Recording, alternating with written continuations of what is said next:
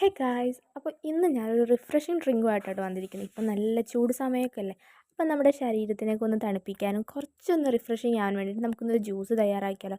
വേറൊന്നല്ല, പച്ചമാങ്ങ ജ്യൂസാണ്. ആദ്യം തന്നെ നമുക്ക് എടുത്ത് വെച്ചിരിക്കുന്ന മാങ്ങ ചെറിയ ചെറിയ പീസസ് ആക്കി കട്ട് ചെയ്യുക.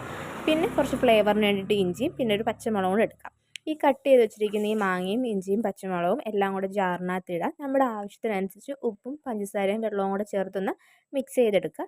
ജസ്റ്റ് ഒന്ന് മിക്സ് ചെയ്തൊന്ന് അടിച്ചെടുത്തതിന് ശേഷം നമ്മുടെ തണുപ്പിന് ആവശ്യമായിട്ടുള്ള ഐസ് ക്യൂബ്സ് ഇടുക. പിന്നെ നമുക്ക് വീണ്ടും ഒന്നുകൂടെ നമ്മുടെ ഷുഗർ ലെവലൊക്കെ നോക്കിയിട്ട് നമ്മുടെ പഞ്ചസാരയൊക്കെ ഓക്കെ ആണ് എന്ന് തോന്നുവാണെങ്കിൽ നമുക്ക് ആ ആദ്യം ഇട്ട പഞ്ചസാര തന്നെ മതി. അതല്ല കുറച്ചും കൂടെ പഞ്ചസാരയോ അല്ലെങ്കിൽ ഉപ്പോ ഇഞ്ചിയോ എന്തെങ്കിലും വേണമെന്ന് തോന്നുവാണെങ്കിൽ കുറച്ചും കൂടെ ആഡ് ചെയ്യുക.